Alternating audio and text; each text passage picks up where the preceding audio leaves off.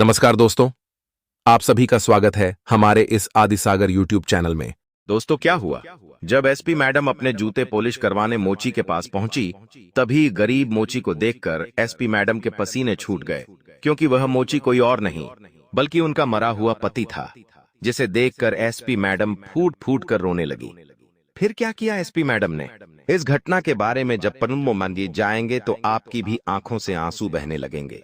यह सच्ची घटना मध्य प्रदेश के इंदौर शहर की है।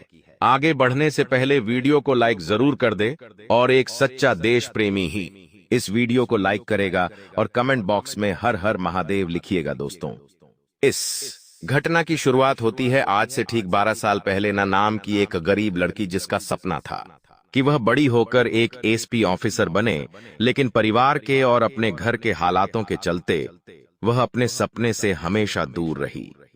अपने घर के बुरे हालातों के चलते वह अपने सपनों को छोड़कर अपनी घर की स्थिति को सुधारने में लगी हुई थी। मीना के माता पिता बचपन से ही गुजर चुके थे और मीना की परवरिश उसके चाचा चाची कर रहे थे। उसके चाचा चाची हमेशा मीना को अपनी बच्ची की तरह ही पाला पोसा करते थे।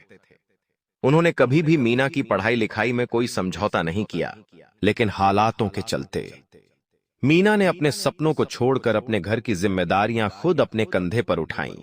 मीना एक पढ़ी लिखी लड़की थी, जो कि 12वीं में काफी अच्छे नंबर लाकर पास हुई थी।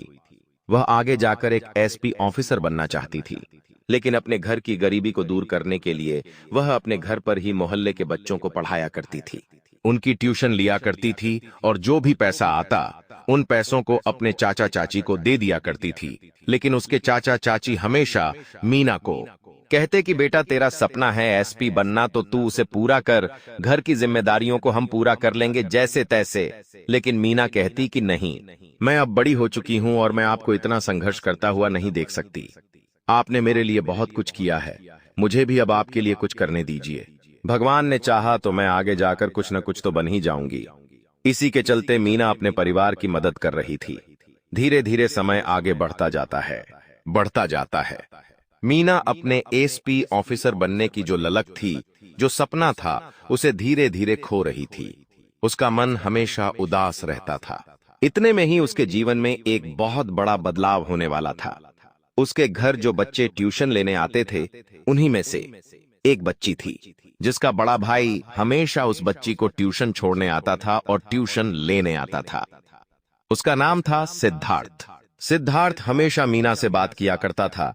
अपनी छोटी बहन की पढ़ाई के लिए सिद्धार्थ और मीना दोनों एक दूसरे को धीरे धीरे जानने पहचानने लगे थे। सिद्धार्थ अक्सर बहाने मीना से मिलने आया करता था और मीना को भी सिद्धार्थ की बातें पसंद आती थीं। धीरे धीरे उन दोनों के बीच में दोस्ती होने लगी थी, और यह दोस्ती धीरे धीरे कब प्यार में बदल गई, उन दोनों को भी पता नहीं चला। अपनी छोटी बहन को कोचिंग छोड़ने आना और कोचिंग से वापस लेने आना, इसके बीच ही सिद्धार्थ को अपनी प्रेमिका मिल चुकी थी और मीना को अपना हमसफर मिल चुका था।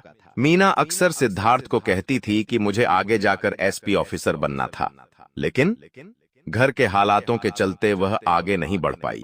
सिद्धार्थ ना को कहता कि तुम मुझसे शादी कर लो और शादी के बाद मैं तुम्हारी पढ़ाई आगे जारी रखूंगा, और लेकिन मीना कहती कि अगर मैं शादी कर लूंगी तो इस घर का क्या होगा? मेरी चाची अक्सर बीमार रहती है और मेरे चाचा इस घर को अकेले नहीं संभाल सकते। इस घर का क्या होगा फिर? लेकिन सिद्धार्थ कहता कि तुम चिंता क्यों करती हो? दरअसल सिद्धार्थ एक अच्छे घर का लड़का था। वह अपने घर का इकलौता लड़का था और उसके पापा की 2 फैक्ट्रियां थीं, जिसको सिद्धार्थ संभालना था। सिद्धार्थ ने मीना से प्रॉमिस किया कि शादी के बाद वह उसके चाचा चाची का ध्यान भी रखेगा और उसकी पढ़ाई भी आगे पूरी करवाएगा। इसके बाद सिद्धार्थ अपने माता पिता को मीना के बारे में बताता है और मीना भी अपने चाचा चाची को सिद्धार्थ के बारे में बताती है, जिसके बाद दोनों घर के लोग आपस में मिलते हैं और मीना और सिद्धार्थ की शादी फिक्स कर देते हैं। कुछ ही दिनों के बाद दोनों की शादी भी हो जाती है। आखिर किसने सोचा था कि मीना और सिद्धार्थ इस तरह से मिलेंगे? शादी के कुछ दिनों के बाद ही सिद्धार्थ मीना को एसपी बनने के लिए कहता है और कहता है कि अब तुम्हें अपने सपने की ओर ध्यान देना चाहिए। लेकिन मीना कहती कि मुझे ससुराल को भी संभालना है। मेरे सपने के चलते मेरे सास ससुर को कोई तकलीफ ना हो, लेकिन सिद्धार्थ और उसके माता पिता काफी अच्छे थे, काफी अच्छी सोच के थे, और वे हमेशा मीना को कहते कि नहीं, तुम अब आगे पढ़ाई करो और अपना सपना पूरा करो। जिसके बाद मीना एसपी बनने की तैयारी में लग गई। उसने सबसे पहले अपनी कोचिंग ली और वह अपनी पढ़ाई जारी रखती है। जिसके बाद उसने यूपीएससी की सिविल परीक्षा के लिए आवेदन दिया।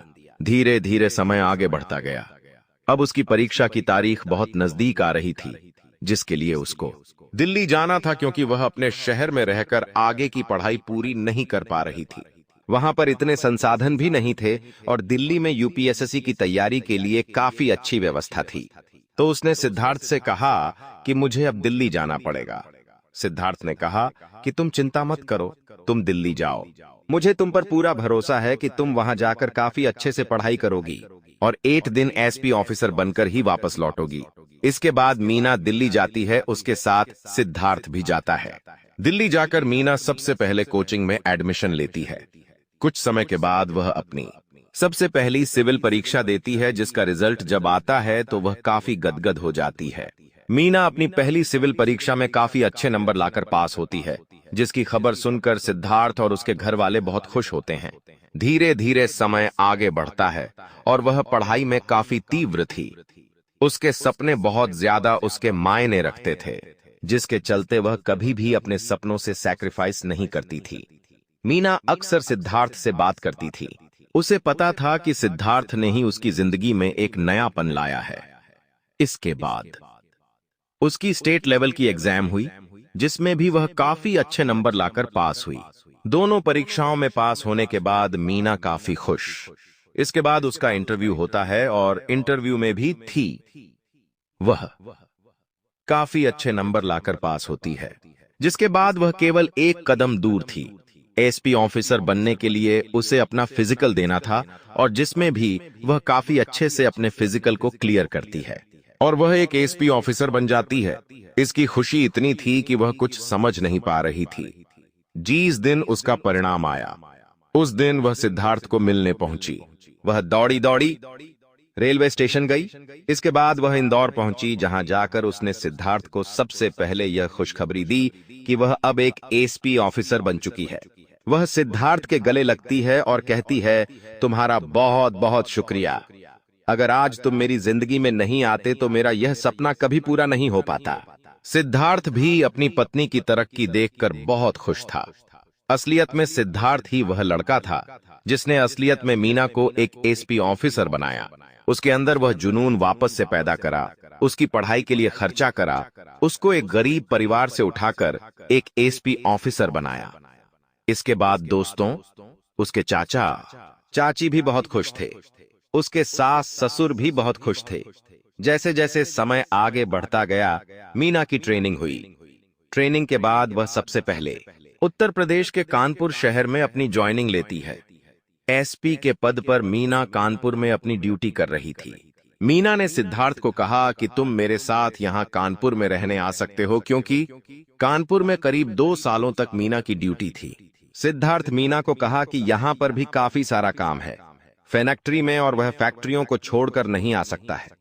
जिसके चलते मीना अपने चाचा चाची के साथ कानपुर में रहने लगी थी और वह अपनी ड्यूटी कर रही थी, और उधर सिद्धार्थ इंदौर में ही रहकर अपनी फैक्ट्रियां संभाल रहा था। कभी कभी छुट्टियों में दोनों एक दूसरे से मिल लिया करते थे। इसी बीच उसके जीवन में एक बहुत बड़ी घटना घटने वाली थी, जिसकी कभी उसने कल्पना भी नहीं की उसे थी। सिद्धार्थ मीना से मिलने के लिए कानपुर आ रहा था, जिसके लिए उसने बस पकड़ ली थी। वह बस के माध्यम से कानपुर जा रहा था, लेकिन नहीं पता था कि आज उसके जीवन में एक बहुत बड़ा हादसा होने वाला है। जिस बस से वह कानपुर जा रहा था, रात्रि में उसकी बस एक खाई में गिर जाती है और उस खाई का बहाव बारिश की वजह से बहुत तेज था, जिसकी खबर जब सुबह मीडिया को मिलती है तो मीडिया के माध्यम से मीना को भी यह खबर पहुंचती है। और जब मीना यह खबर सुनती है कि इंदौर से कानपुर आज्ञा न पारते आदि की हो रही बस में सवार 25 लोगों में से करीब 19 लोग उस नहर में बह चुके हैं और कई लोगों की लाश बरामद हुई है और कई लोगों की लाश भी बरामद नहीं हुई थी। यह सुनकर मीना के पैरों तले जमीन खिसक गई। वह दौड़ी दौड़ी कानपुर इंदौर हाईवे पर पहुंची, जहां पर वह हादसा हुआ था। वह एक एसपी ऑफिसर थी, जिसके चलते उसको सारी प्राथमिकताएं मिल रही थीं। उसने सबसे पहले अपने पति को ढूंढना चाहा, लेकिन वह बचे हुए 5 लोगों में से नहीं था, और जो बाकी के 19 लोग थे जो उस नहर में बह चुके थे, जिसमें से कुछ की लाश मिली थी। मीना ने जब उन लोगों की तलाशी ली, उन लोगों के चेहरे देखे, लेकिन उनमें उसका पति सिद्धार्थ नहीं था। मीना की हालत बहुत खराब थी। मीना अपने पति को ढूंढ रही थी, लेकिन उसका पति ना ही जिंदा मिल रहा था और ना ही उसकी बॉडी मिल रही थी। मीना बहुत परेशान हो चुकी थी। उसने पूरे प्रशासन की मदद ली, लेकिन ना ही सिद्धार्थ नहर में मिला और ना ही आसपास के इलाके में मिला।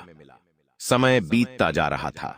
वहां का प्रशासन कह रहा था कि जिस रात यह घटना हुई, उस रात उस नहर में पानी का बहाव बहुत तेज था, जिसके चलते हो सकता है कि सिद्धार्थ पानी में बह गया हो और आगे की ओर चला गया हो, या फिर किसी तालाब नदी में बह गया हो। आगे जाकर अब सभी लोग मीरा को समझा रहे थे और मीरा के माता पिता को समझा रहे थे कि अब आप सिद्धार्थ को भूल जाइए, क्योंकि इस हालत में वह अब जिंदा नहीं रह सकता है। लेकिन मेरा हार नहीं मान रही थी।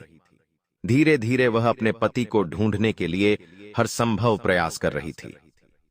समय बीतता जा रहा था। करीब 1 महीना हो चुका था, लेकिन फिर भी सिद्धार्थ का पता नहीं चला। धीरे धीरे अब मीरा और उसके माता पिता ने हार मान ली थी और वह समझ चुके कि अब सिद्धार्थ नहीं रहा। इसके बाद मीरा ने सिद्धार्थ के माता पिता को अपने साथ कानपुर बुला लिया और वह अपने सास ससुर, अपने चाचा चाची के साथ रहने लगी। सिद्धार्थ के पिता उन फैक्ट्रियों को संभालना करते थे, कभी कभी इंदौर जाया करते थे। धीरे धीरे समय बीता और करीब 8 सालों के बाद एक ऐसी घटना होने वाली थी जिसके बारे में किसी ने सपने में भी नहीं सोचा होगा। मीरा अपनी ड्यूटी कर रही थी। उसकी 3री पोस्टिंग हुई थी और वह थी उत्तराखंड के हरिद्वार में। मीरा की उत्तराखंड के हरिद्वार में पोस्टिंग हुए करीब 10 दिन हो चुके थे। उसने अपने परिवार को भी हरिद्वार बुला लिया था। मीरा अपने ऑफिस में सिद्धार्थ की तस्वीर रखा करती थी। वह हमेशा सिद्धार्थ को देखती थी और उससे बातें किया करती थी। एक दिन की बात है, जब वह अपनी ड्यूटी पर जा रही थी, तभी वह अपने जूतों को देखती है तो उनकी चमक थोड़ी फीकी पड़ चुकी थी, जिसके चलते वह अपने ड्राइवर को कहती है कि ड्राइवर, गाड़ी को किसी मोची की दुकान की तरफ ले लेना, मुझे अपने जूते पॉलिश करवाने हैं। ड्राइवर थोड़ी देर के बाद एक मोची की दुकान पर अपनी गाड़ी रोकता है, जिसमें से एसपी मैडम बाहर निकलती है और मोची को आवाज लगाती है कि अरे भैया सुनो, मेरे जूते पॉलिश कर देना। तभी अंदर से एक मोची आता है जो कहता है, जी मैडम अभी आया, आपके जूते पॉलिश करता हूं। और जैसे ही वह मोची अपने दुकान से बाहर आता है और उसका चेहरा जब मीना देखती है तो मीना दंग रह जाती है, क्योंकि वह मोची कोई और नहीं बल्कि सिद्धार्थ था। उस मोची का चेहरा बिल्कुल सिद्धार्थ से मिल रहा था, लेकिन उस मोची के सर पर टांके लगे हुए थे जो कि साफ साफ दिखाई दे रहे थे। मीना सोच में पड़ चुकी थी कि यह सिद्धार्थ कैसे हो सकता है। जब मीना ने उस मोची से बात करी और वह मोची मीना की ओर देखा, तो उस मोची ने मीना को नहीं पहचाना और कहा कि जी मैडम बोलिए क्या हुआ। तो मीना ने कहा कि मैंने तुम्हें कहीं देखा है, क्या तुम मुझे पहचानते हो। तो सिद्धार्थ ने कहा कि नहीं मैडम, मैं आपको नहीं पहचानना, आप कौन हो। यह सुनकर मीना को बहुत बड़ा झटका लगता है। मीना कहती है कि तुम मेरे पति सिद्धार्थ हो। यह सुनकर वह मोची हंसने लगता है और कहता है, अरे मैडम क्यों मजाक कर रहे हो मुझ जैसे गरीब मोची से।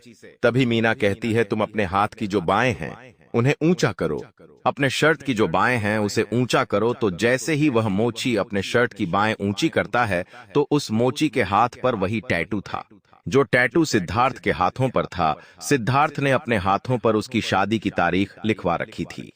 वही शादी की तारीख उस मोची के हाथों पर भी थी, जिसे देखकर मीरा समझ चुकी थी कि यह तो सिद्धार्थ ही है। उसे कंफर्म हो चुका था। वह अपने पति को वापस जिंदा देखकर अंदर ही अंदर बहुत ज्यादा कांप उठी थी। उसकी आंखों में आंसू आ चुके थे। वह समझ नहीं पा रही थी कि वह करें तो क्या करें। उसने तुरंत उस मोची को उठाया और गले लगा लिया और कहा कि तुम इतने सालों तक कहां थे, मैं तुम्हें कितना ढूंढा। लेकिन उस मोची के समझ में कुछ भी नहीं आ रहा था। इतने में अंदर से एक बूढ़ा आदमी बाहर आया जो यह मंजर देख रहा था। उसने कहा, मैडम क्या हुआ। तो मीरा उस बूढ़े आदमी को कहती है कि यह मेरे पति है, जो आज से 12 साल पहले एक नहर में डूब गए थे। एक बस एक्सीडेंट में यह एक नहर में बह गए थे। और उसके बाद मुझे यह नहीं मिले और आज करीब 12 सालों बाद यह मुझे वापस मिले हैं। इस हालत में तो यह बूढ़े आदमी कहते हैं कि यह तुम्हारे पति है। अरे वाह, यह तो एक चमत्कार हो गया है। वह बूढ़ा आदमी कहने लगा कि यह मुझे एक नदी में तैरता हुआ मिला था। इसके सर पर काफी गहरी चोट आई हुई थी, जिसके बाद मैंने इसका अपने घरेलू इलाज किया और इसको अस्पताल ले गया, लेकिन यह अपनी याददाश्त भूल चुका था। कई दिनों तक यह बेहोश रहा। मैंने इसके घर वालों को कई समय तक ढूंढा, लेकिन वह मुझे नहीं मिले और ना ही इसे अपनी याददाश्त आ रही थी। फिर मैंने इसे अपना बेटा बना लिया और यह मेरे साथ ही रहने लगा और मेरे काम में हाथ बटाने लगा।